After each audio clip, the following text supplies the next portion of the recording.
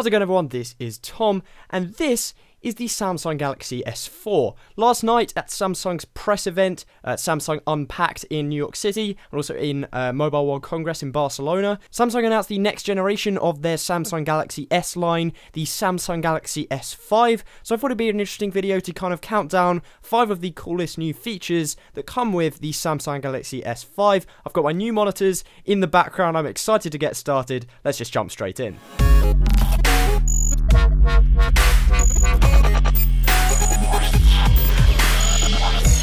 So apart from the gold Samsung Galaxy S5 being compared to a plaster or a band-aid in America, and it definitely does look like one, I'm not going to contest that, there's been a lot of controversy about the Samsung Galaxy S5 because not an awful lot is new. However, there definitely are new additions, improvements. People are calling it the Samsung Galaxy S4S purely because it's like a bump upgrade as opposed to a totally new phone, a totally new innovative phone from Samsung. But there definitely are 5 things that I really like, or I'm going to look for when I actually get the Samsung Galaxy S5. I will be getting one very shortly. And first of all, let's talk about the camera. The Samsung Galaxy S5 comes packed with a 16 megapixel shooter. It has a physically bigger sensor. The sensor is actually bigger, and as I said, 16 megapixels from the 13 megapixels in the Samsung Galaxy S4. Samsung historically has terrific cameras in their phones, so I'm excited to see what this kind of boost can do. It should create some fantastic images, and this camera also has the fastest autofocus, or claims to have the fastest autofocus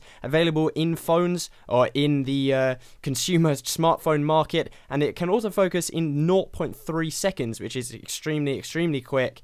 And I'm definitely excited to try that out. Next up, the Samsung Galaxy S5 is water and dust resistant. So the dust one, obviously, you're not going to get pieces of dust in your connector, things like that. It's not waterproof, but it is water resistant. It's going to be able to stand it if you maybe pour some water over it by accident. It's not going to last if you submerge it for an extended period of time. It's not waterproof up to 2 meters or whatever. It is purely water resistant. If you drop water on it, you spill a cup of tea on it, something like that, it's not going to cause undue damage to the phone purely from the actual impact of the water itself. This isn't a major feature. I mean, I rarely have troubles with kind of dropping water or dropping my phone in water or vice versa. So personally, I don't feel that it's an enormous thing for me personally, but I feel like for a lot of people, this is going to be an important feature. And the dust thing is good. I mean, I regularly have to kind of get a paperclip or get something similar and get dust out of the micro USB ports or the lightning ports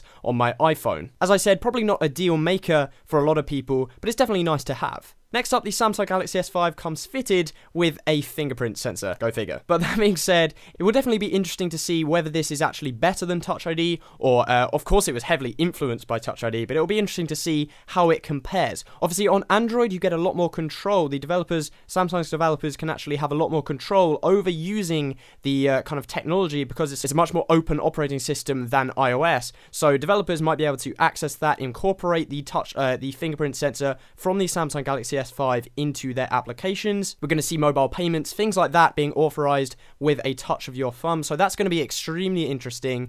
And the biggest thing about that is that it could be taken into effect by other developers, not, for example, with the iPhone 5S. Samsung could give access to other applications and other platforms to use the fingerprint scanner within their apps. And that was definitely going to be a huge win over iOS, because that is kind of the thing restricting iOS, restricting the fingerprint Touch ID on the iPhone 5S is that it doesn't really do very much at the moment, and that could definitely change with the Samsung Galaxy S5. Next up, let's talk a little bit about Android 4.4.2 to be specific, the same version that is running on this, the Nexus 5. This is my current daily driver at the moment. The Samsung Galaxy S5 is going to come with Android 4.4.2 by default. Of course, you still get Samsung's TouchWiz theme, or TouchWiz skin over the top, the Android skin that they're so famous for, and that's going to be on top of Android 4.4.2 as standard with general hardware manufacturers. But it looks like from screenshots and from videos that I've seen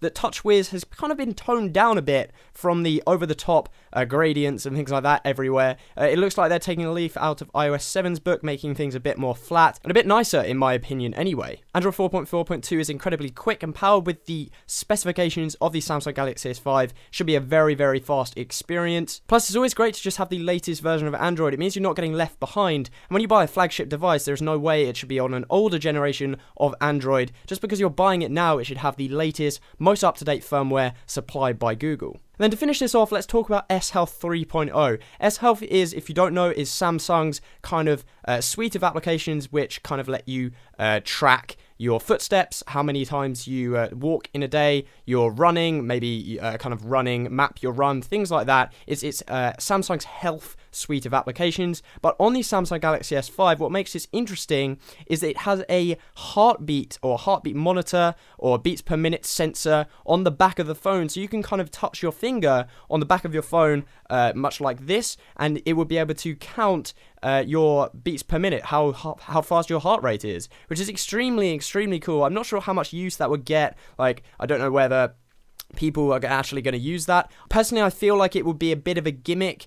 You're going to be able to do it a couple of times, maybe when you want to measure your heart rate, but you're not going to be using it all the time. But it's definitely a cool feature to have, and I don't think anyone's going to complain that it's an addition on the Samsung Galaxy S5. There we have it, guys. That's 5 features I'm looking forward to, or 5 of the coolest features within the Samsung Galaxy S5 that was announced last night. In the start of April, early April, I'm going to be getting this phone. I'm going to be testing it. I'm going to be reviewing it for you guys. So definitely hit the like button if you can't wait for that video. Don't forget to subscribe if you don't want to miss that, and I will catch you next time.